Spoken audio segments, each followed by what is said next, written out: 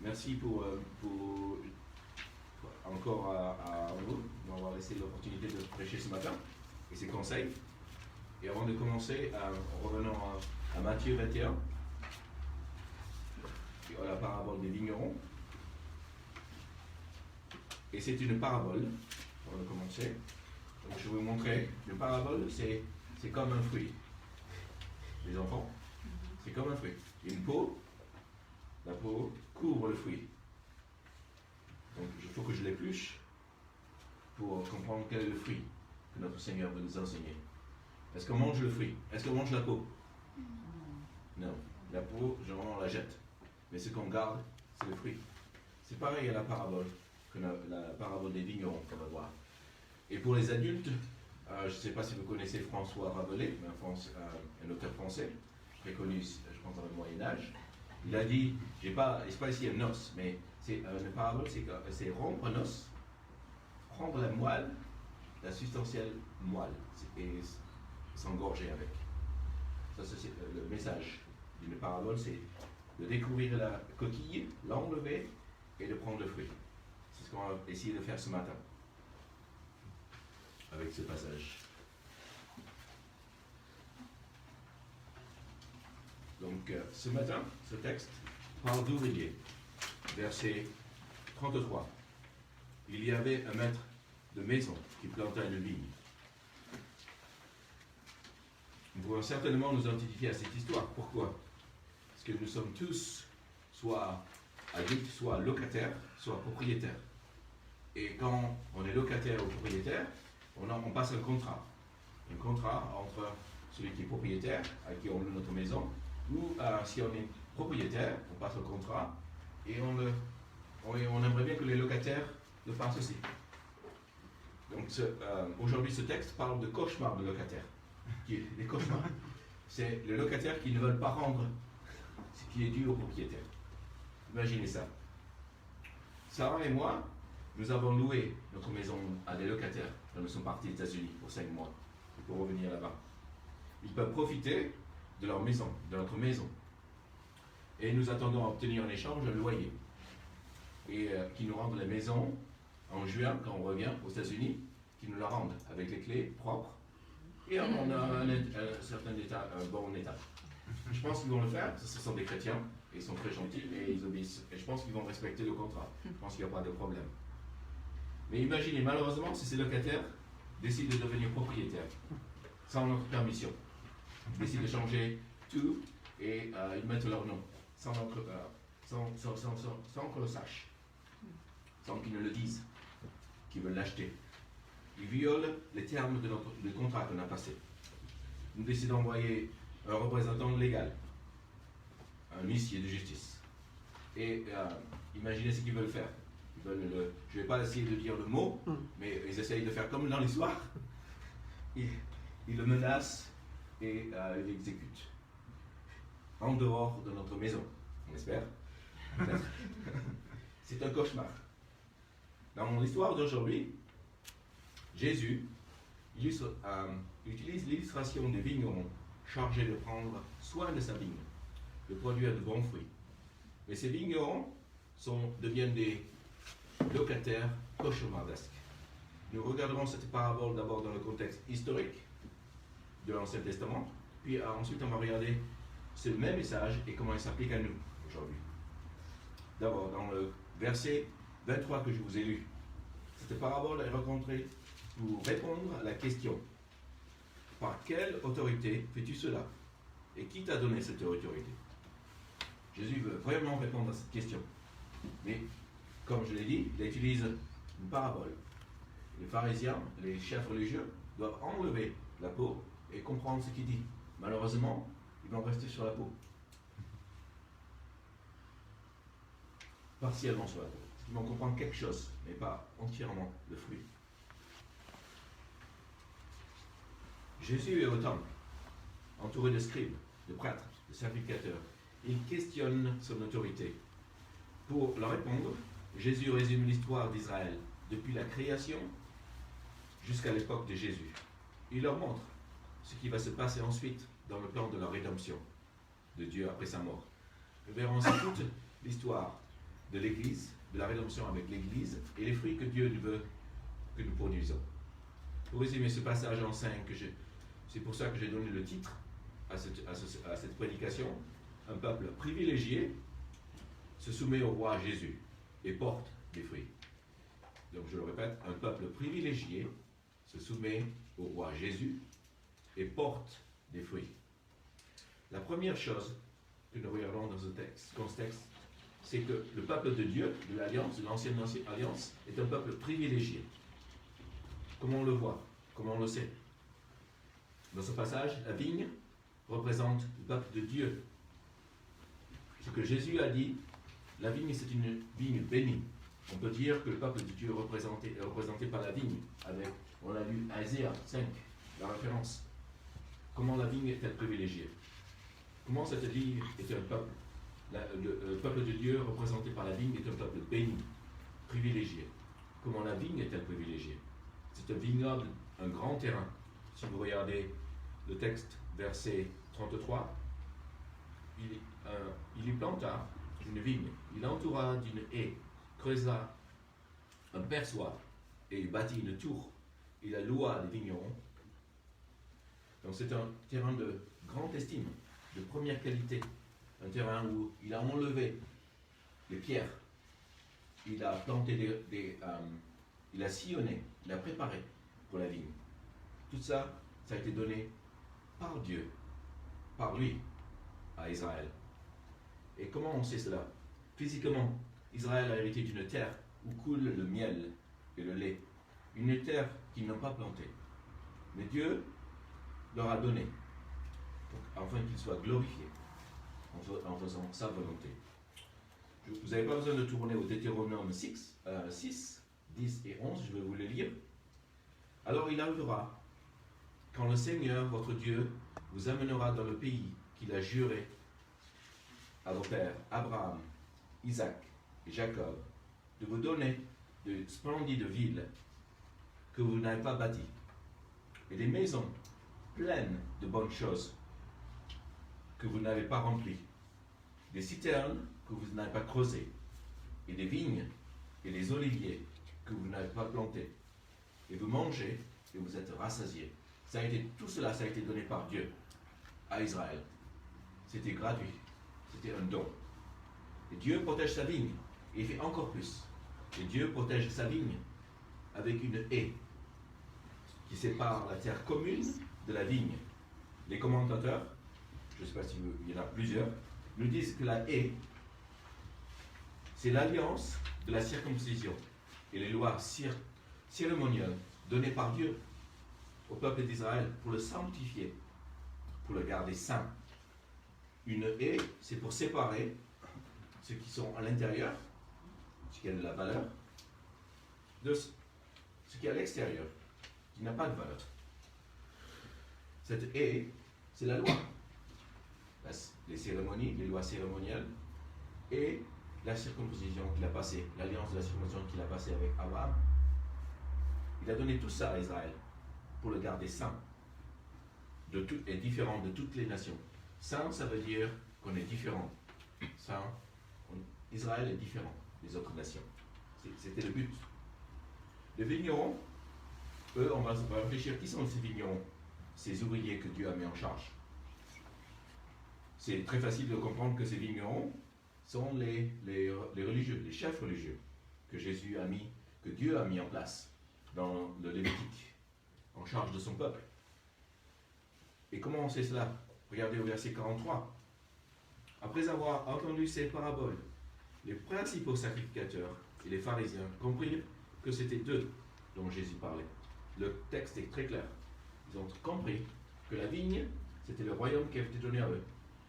Et les ouvriers, c'est eux, les chefs religieux, que Dieu avait mis en place dans le Lévitique. La vigne est la communauté de l'Alliance, un peuple privilégié et béni par Dieu. La deuxième chose qu'on voit dans cette parabole, le peuple de Dieu doit être un peuple fructueux. Nous venons de voir que le peuple de Dieu est un peuple privilégié. Il explique qu'avec ses privilèges, comme Andrew l'a dit, viennent des responsabilités. La responsabilité de porter des fruits, jour après jour. au verset 34, ce qu'on voit, lorsque le temps de la récolte fut venu, comme le psaume 1, il envoya ses serviteurs, les vignerons, vers le vigneron, pour recevoir le produit de la vigne. Donc il attend le bon moment, il envoie des serviteurs pour prendre les fruits. La vigne, cette vigne, il va la prendre et la mettre dans le pressoir qu'il a creusé lui-même, pour obtenir le vin. Il espérait avoir le vin, le bon vin. Le propriétaire veut que sa vigne produise des fruits, c'est normal. Si vous êtes un fermier et si vous êtes un agriculteur, vous savez ce que c'est. Vous savez que vous attendez des fruits. Alors saison, vous allez récolter les fruits, et vous espérez que ces fruits sont bons, sont des bons fruits. Ce ne sont pas des fruits que vous avez passé du temps pour rien. Et Dieu veut aussi que son peuple produise des fruits. Et quels sont ces fruits? Pas le raisin ou le vin comme c'est dans cette parabole. Alors quel fruit Jésus parle? Le fruit que Dieu attend de son peuple de l'Alliance, et l'amour de Dieu pour Dieu et l'amour pour son prochain. Dieu veut que son peuple aime de tout son cœur et qu'on aime son prochain, son voisin, comme lui-même. C'est spécifié dans Deutéronome 6. Tu aimeras l'Éternel, ton Dieu, de tout ton cœur, de toute ton âme et de toute ta force. Dieu veut voir ce fruit, une vie de justice, de miséricorde, d'humilité. Et pour le répéter, il a envoyé plusieurs prophètes. Et Michée 6, 8, il y a beaucoup de références aujourd'hui, mais je pense que vous connaissez Michée, ou Micah pour les Anglais. Il nous demande à la question, qu'est-ce que l'Éternel demande de toi? Ce que tu pratiques la justice, que tu aimes la miséricorde, que tu marches humblement avec ton Dieu. Dieu veut voir le fruit d'une obéissance pour bénir les nations autour d'elle. Et ça a été donné à Abraham dès le début. Genèse 22, 18 nous dit « Toutes les nations de la terre seront bénies en ta prospérité, parce que tu obéis à ma voix. » Donc on voit ici bien l'obéissance et ce que Dieu attend, qu'on bénisse le voisin, qu'on respecte sa parole et qu'on obéisse jour après jour. Ce fruit n'est pas pour gagner l'amour de Dieu. C'est une réponse de reconnaissance. Ce n'est pas un gain. C'est juste une forme de reconnaissance, ce fruit qu'on apporte à Dieu. Ça n'a jamais été, et ça ne devrait jamais être, le gain par lequel on approche Dieu. On approche Dieu par Jésus-Christ. Le peuple de Dieu est un peuple privilégié. Un peuple censé porter des fruits. Alors, que voyons-nous dans le texte ensuite? Nous voyons ce fruit voyons-nous ce fruit dans la vie du peuple de Dieu de l'Ancien Testament? Malheureusement, non. On ne le voit pas. Et c'est pourquoi Jésus a envoyé des prophètes. Et dans ce texte, il envoie des serviteurs. Le peuple de Dieu de l'Alliance peut devenir un peuple rebelle. Dans quelques mois, pour revenir à notre histoire, avec Sarah et moi, nous allons retourner aux États-Unis. Imaginez que ces locataires ne veulent pas, comme je l'ai dit, rendre notre maison.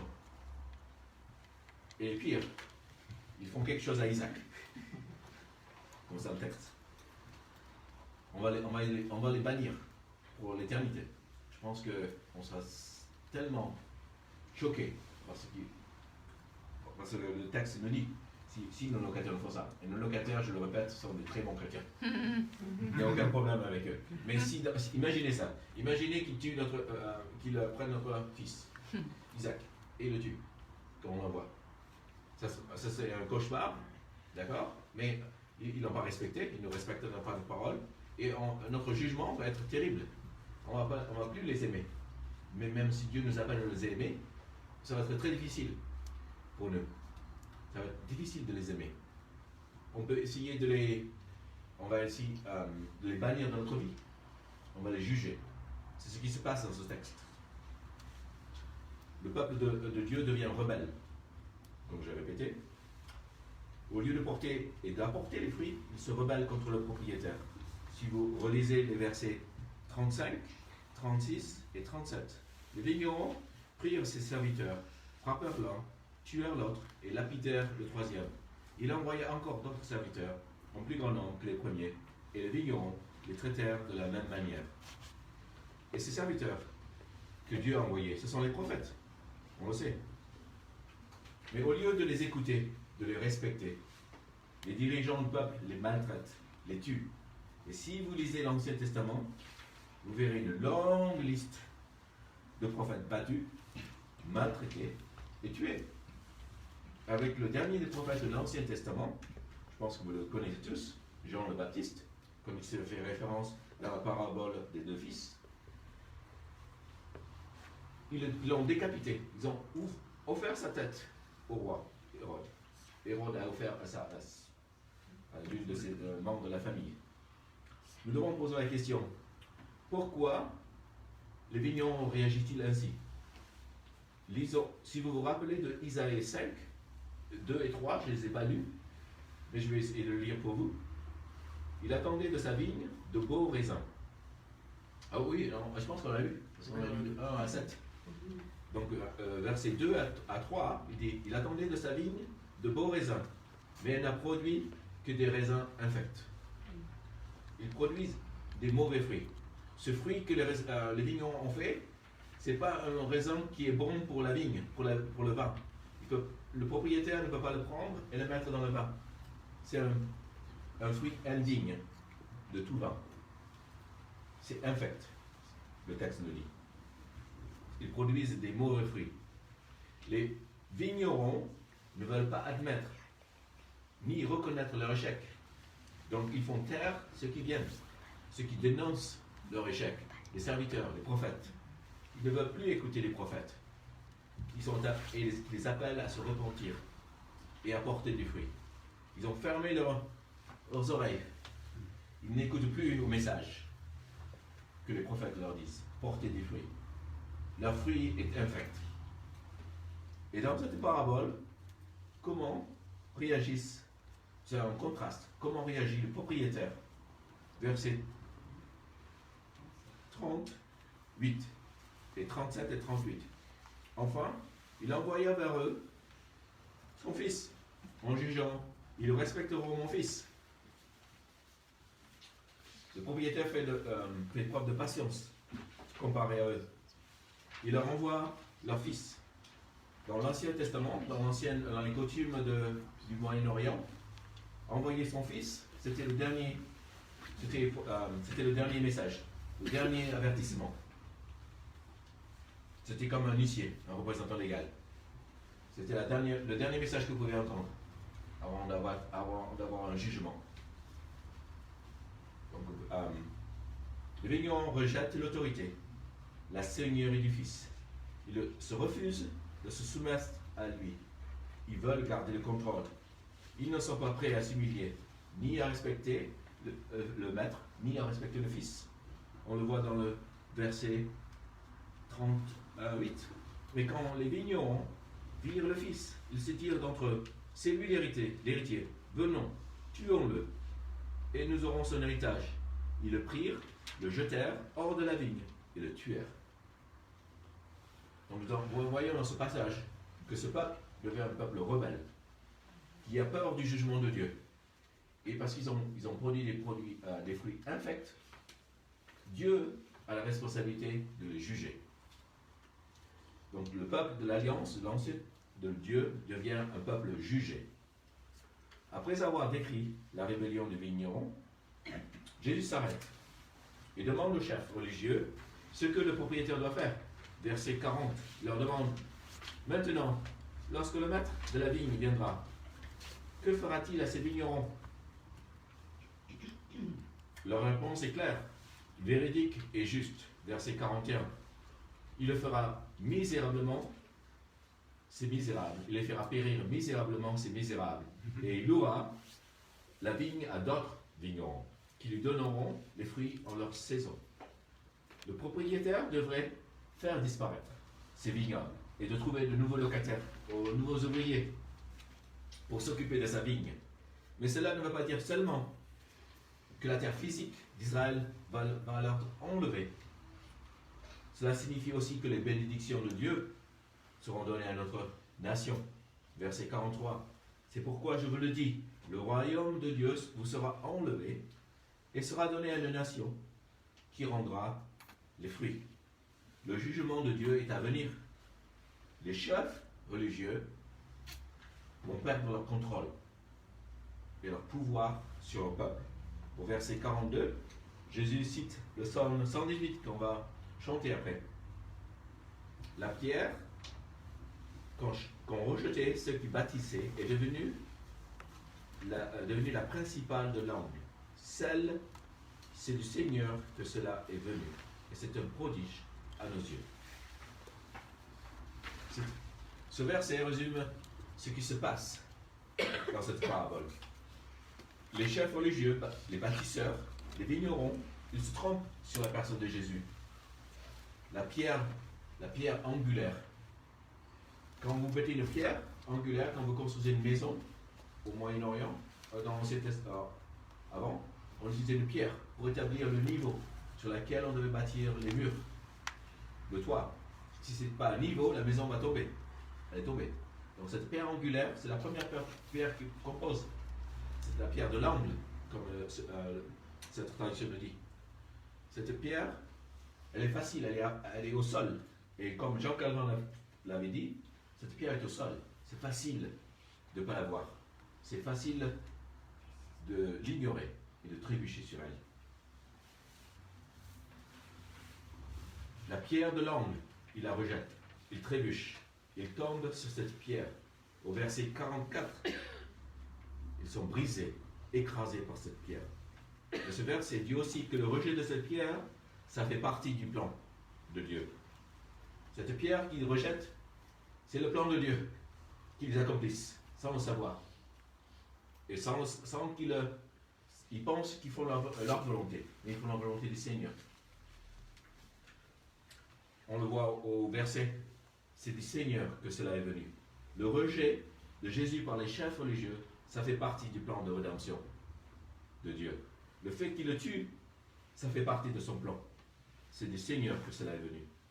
Dieu se sert même de son peuple rebelle pour accomplir son plan. Et c'est un prodige, c'est un miracle. C'est merveilleux. Dans les 2 derniers versets, nous voyons l'accomplissement de la parole de Jésus. Les chefs comprennent que Jésus parle d'eux. Jésus leur donne l'occasion de se repentir, de porter du fruit. Mais ils rejettent et complotent de le tuer. Ils vont entre eux et se demandent comment ils vont l'attraper et comment le tuer. Au lieu de se repentir et d'écouter cette parabole qu'il vient de dire, ils restent sur cette peau.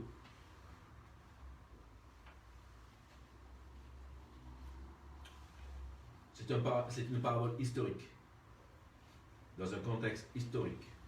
Mais vous pouvez me demander, mais quel est le lien aujourd'hui avec nous, avec l'Église? Parce que c'est bien, mais c'est l'Ancien Testament qu'on parle d'Israël. Et c'est quoi le message que Dieu veut nous porter aujourd'hui pour l'Église? Le lien se trouve dans le verset 43. Si vous regardez bien, c'est pourquoi, je vous le dis, le royaume de Dieu vous sera enlevé et donné à une nation qui en produira des fruits. C'est nous, l'Église, dont Jésus parle ici. Une nation. Ce qui était vrai pour le peuple de l'Ancien Testament est vrai pour le peuple du Nouveau Testament, comme nous tous. On doit porter du fruit, on est privilégié, on doit porter des fruits, et des fois on est rebelle, et on sera jugé. Donc on va revenir sur ce texte, cette parabole, mais avec, comme dirait un de mes pasteurs, ancien pasteur, avec les lunettes de Jésus-Christ pour l'Église. C'est les mêmes, c'est la même lunette. Le peuple de Dieu est un peuple privilégié. Comme la vigne avait été plantée dans l'Ancien Testament, Jésus a dit, « Je bâtirai mon Église. » L'Église est plantée par Dieu. Elle est établie par Dieu. Nous sommes comme le dit le prophète Isaïe au chapitre 61 qu'on n'a pas lu ce matin, 61:3, la plantation de l'Éternel qui manifeste sa splendeur. Et nous ne devons jamais oublier que ça a coûté à Dieu de planter son Église. Ça a coûté son sang. C'est répété dans Acte 28. Prenez soin de l'Église de Dieu, qui s'est acquise par son propre sang. Il a dû, notre Christ, notre Sauveur, a dû aller sur la croix pour nous gagner. Et tout comme le Maître prend soin de sa vigne, Dieu prend soin de nous, son Église. Il nous donne des vignerons, comme pasteur Andrew, ou comme d'autres pasteurs, qui prendront, il donne des vignerons pour nous nourrir de sa parole. Il a donné les apôtres, en premier, comme Matthieu, l'évangile selon Matthieu, l'évangile Luc. Luc n'était pas un apôtre, mais bon, c'était l'évangile. Jean, les 12 apôtres, que vous connaissez tous. Et ces apôtres, il a donné aussi à l'Église les anciens, les diacres, qui ont la responsabilité de prendre soin de vous, de la vigne. Plus que cela, il donne à chaque membre de l'Église, à chacun de vous, que vous soyez, si vous n'êtes pas encore, ou vous serez peut-être, vous ne le serez jamais, ancien ou diacre, si vous ne l'êtes pas, il a toujours donné cette responsabilité dans votre vie, dans votre famille, dans votre travail, de prendre soin de chacun de nous, de cette Église. L'Église est précieuse à Jésus. La Bible parle de l'Église comme la fiancée. On deviendra l'épouse de Jésus. Elle est son corps. Il est mort pour elle. Et nous sommes privilégiés parce que nous pouvons nous nourrir de la parole du Seigneur qui est donnée dans la Bible. L'Ancien Testament, ici vous vous rappelez Abraham, il n'avait pas ça. Il n'avait que des visions. Nous, on a quelque chose de meilleur. On a la Bible qui nous est donnée. Et nous sommes privilégiés. Nous pouvons aussi, il nous a donné aussi son Saint-Esprit pour construire son Église, pour la fortifier, pour l'aider à témoigner pour lui dans ce monde. Vous voyez à quel point nous sommes un peuple privilégié et béni. Nous pouvons tous les jours prier directement au Seigneur à travers Jésus-Christ. En tant que peuple privilégié, nous devons être aussi un peuple qui porte des fruits de reconnaissance. Dieu nous bénit afin que nous portions tous, individuellement et collectivement, des fruits. Individuellement et collectivement, nous devons nous poser la question: est-ce qu'aujourd'hui, nous portons des fruits pour son royaume? Y a-t-il le fruit de la repentance, du péché, le fruit de la sainteté, le fruit d'une vie qui ressemble de plus en plus à Jésus? Dans l'Église, nous profitons semaine après semaine de l'enseignement du pasteur Andrew, aux États-Unis de notre pasteur Joseph. On est tous privilégiés, on reçoit un enseignement de la parole. Mais est-ce que cet enseignement porte des fruits? Le fruit de vie transformée. Certes, il faut du temps pour pouvoir passer les fruits. C'est pour ça que Dieu demande les fruits en sa saison. Je ne demande jamais quand ce n'est pas la saison. Il faut quand même que ce fruit pousse. Est-ce que ce fruit pousse en vous? Dieu nous appelle à porter tous du fruit. Dieu exige aussi que notre Église porte du fruit, que cette Église porte du fruit. Le peuple de Dieu peut être aussi un peuple rebelle, comme le peuple de l'Ancien Testament. Dans notre passage, les chefs religieux rejettent, maltraitent les prophètes envoyés par Dieu. Est-ce possible pour nous dans l'Église de faire pareil, de maltraiter ses serviteurs et de rejeter ses prophètes? Oui. Quand notre Bible reste fermée chez nous, semaine après semaine, jour après jour, quand nous sommes ceux qui écoutent la parole sans faire ce qu'elle dit, comme dans Jacques, il nous dit, on oublie. On est comme on lit ce que Dieu nous fait faire, mais on oublie très vite ce que Dieu nous demande de faire. Quand nous désobéissons à la parole, nous savons que ces prophètes nous disent et nous rejetons la parole. Vous voyez, il est tout à fait possible pour nous les membres de l'Église, de faire pareil, de nous rebeller contre les prophètes. Et Moïse a dit au peuple, aujourd'hui, si vous entendez ma voix, si vous entendez sa voix, n'endurcissez pas votre cœur. J'espère qu'aujourd'hui, ceux qui entendent la Bible, ce message, ne vont pas endurcir leur cœur, mais vont se adoucir, changer et transformer par ce message. Dans la parole de Jésus, à cette parabole que Jésus nous dit, les chefs rejettent et tuent les prophètes, mais aussi le Fils de Dieu. Ils refusent de se soumettre à sa seigneurie, qui est Jésus-Christ. La pierre de l'angle qu'on a vu, qui la répète dans le psaume 118, qui vient du psaume 118. Il est la pierre angulaire. Il refuse de se soumettre à son royaume. La pierre de l'angle est devenue une pierre d'achoppement. Est-ce que c'est vrai pour nous tous? Est-ce que c'est vrai pour nous? Dans l'Église, nous sommes appelés à donner à Jésus sa place d'honneur, son trône. Est-ce que vous le faites dans votre cœur? Est-ce que je le fais dans mon cœur? Est-ce qu'on lui donne place? Nous sommes appelés à reconnaître Jésus, à le respecter, comme la pierre de l'angle, à lui donner toute sa gloire, toute la louange, toute la puissance. Nous sommes appelés à nous soumettre à son autorité. Ce n'est pas nous qui régnons, mais dans ce monde, c'est Jésus. Tout a été créé dans Colossiens, c'est clair, c'est précis, tout a été créé pour lui, en lui, et c'était dédié à lui. Certes, il nous a rachetés par son sang, il est le Seigneur, il est notre Sauveur, en qui nous avons en qui nous donnons la reconnaissance éternelle de notre salut, le pardon du péché. Tout ça, c'est acquis en Christ. Mais nous sommes constamment tentés d'usurper son autorité, d'imposer notre volonté. N'oubliez pas qu'il s'agit d'un respect, d'un rejet de l'autorité de Jésus. Ce n'est pas un péché inodin ou innocent. C'est le plus grand péché que tous nous faisons. Le rejet de Dieu. Détrôner Jésus-Christ. En même temps, nous sommes chrétiens. Comme le peuple d'Israël, Israël, ça veut dire un peuple qui se bat avec son Dieu. Nous luttons quotidiennement avec la chair. Notre chair est toujours ici. On a été changé par Dieu, mais on a été transformé. On a toujours ce conflit entre l'âme, entre notre corps et l'esprit que Dieu nous a donné. Et ce conflit va rester jusqu'à ce que Dieu revienne. Et c'est normal. Nous luttons quotidiennement avec la chair, qui veut dire non à Jésus. Dans la parabole, Jésus parle du jugement de Dieu contre son peuple rebelle.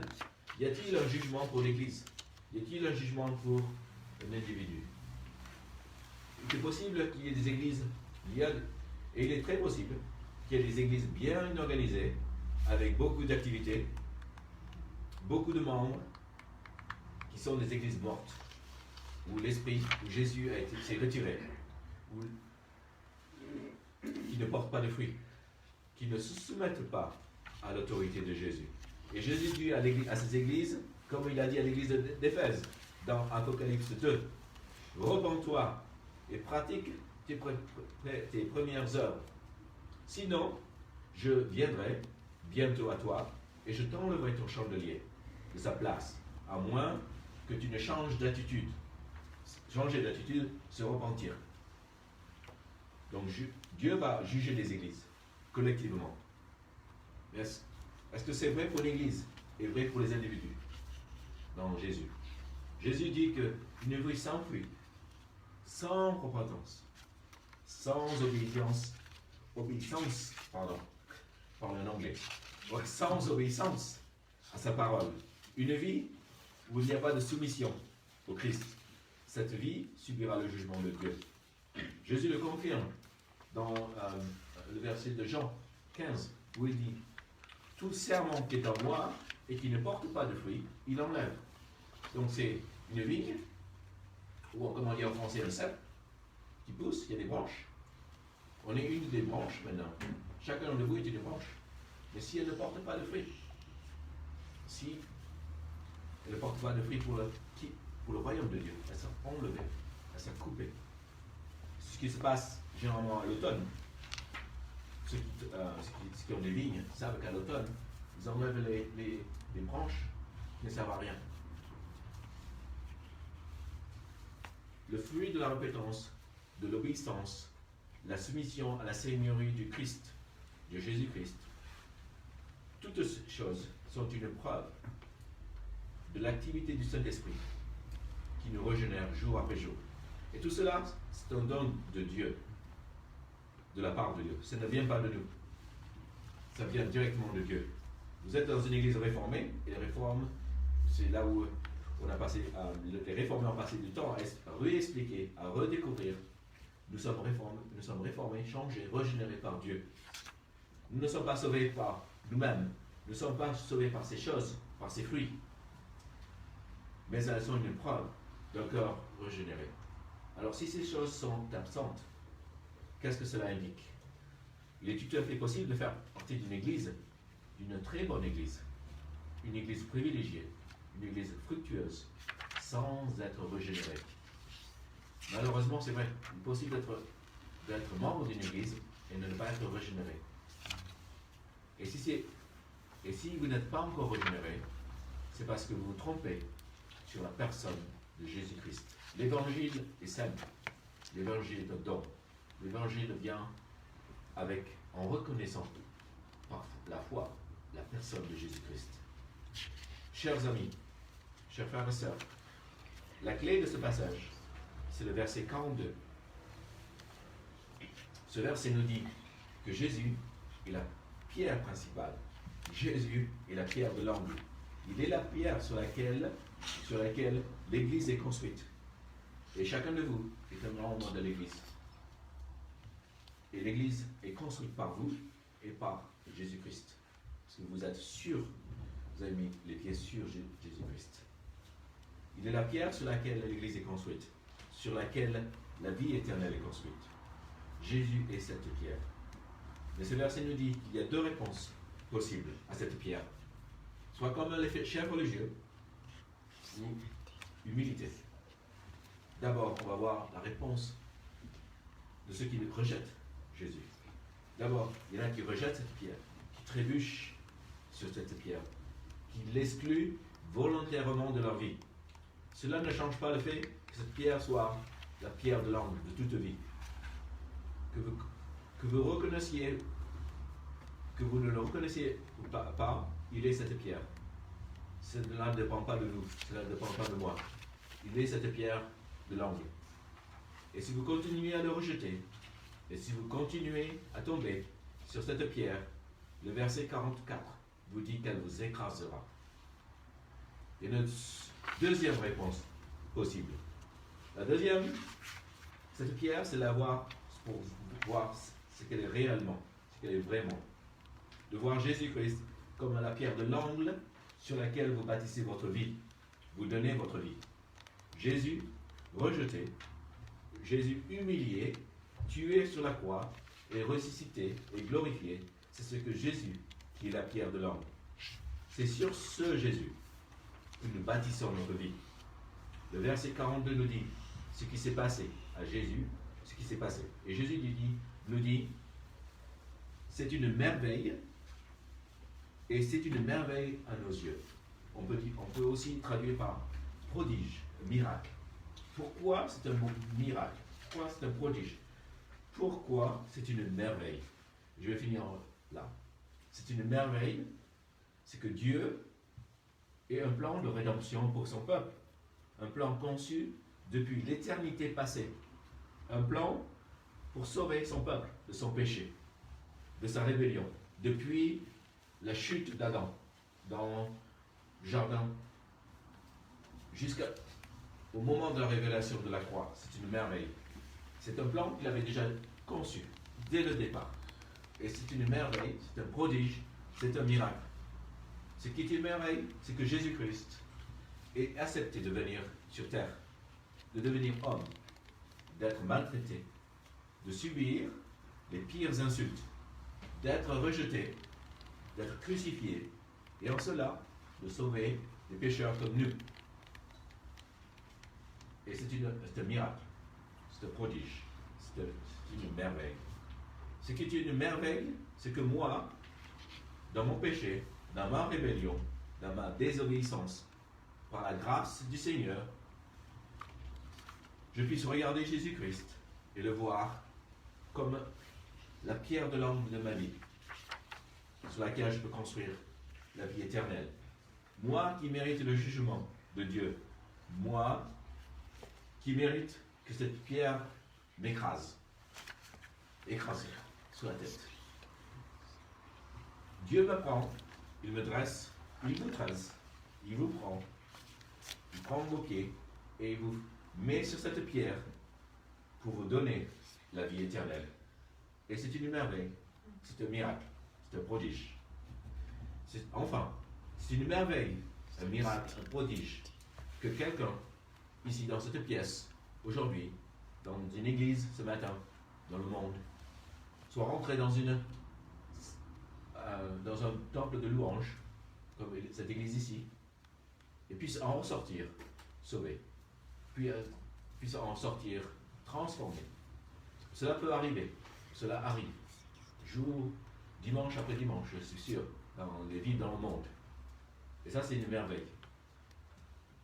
Un rebelle contre Dieu, sous le jugement de Dieu, qui entre comme un rebelle le matin à 9h, 10h, et qui en sorte, et qui allait être écrasé par cette pierre. Et cette personne-là puisse en sortir, transformée par l'Esprit Saint, pardonnée, établie, plantée pour toute l'éternité dans la vigne de l'Éternel. Quelle merveille! C'est la grâce de Dieu qui fait tout ça. Ce n'est pas nous. C'est un don, c'est un cadeau que Dieu nous donne. Et ce cadeau, il est offert. C'est le dernier avertissement. C'est Jésus-Christ qui est venu sur terre pour nous le dire. Et je sais que vous tous, certains d'entre vous peut-être ne connaissent pas Dieu, mais je pense que la plupart de vous connaissez Dieu. Cette pierre, c'est une pierre de construction. Vous allez bâtir votre vie avec. Et c'est une merveille. Nous sommes un peuple. Nous sommes une église. Nous sommes dans un pays privilégié, béni. Pas parce que la France est un pays meilleur que d'autres. Non, c'est un cadeau de Dieu. Et c'est pareil pour les États-Unis, c'est pareil pour d'autres pays qui sont bénis, qui reçoivent des dons jour après jour. Et c'est une merveille que Dieu ne nous efface pas de la terre immédiatement. Nous voyons la merveille de la personne de Jésus. Alors je vous encourage, mes sœurs, mes frères et sœurs, ne pas être rebelles.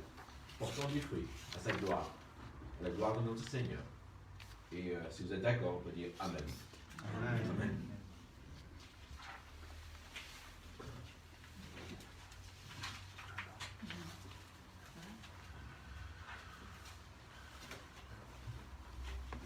Merci de nous avoir écoutés. Maintenant, on va chanter le...